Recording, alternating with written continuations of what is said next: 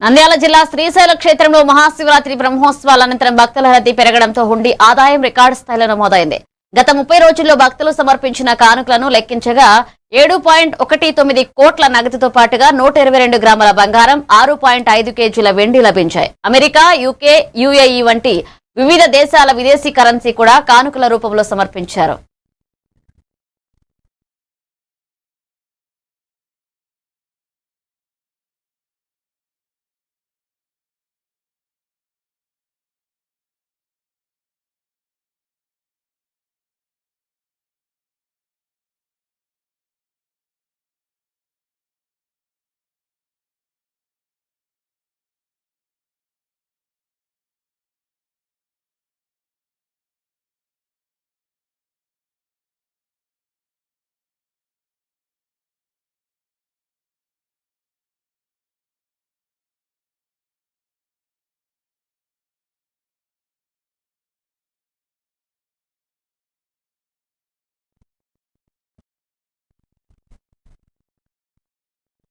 కర్నూలు జిల్లా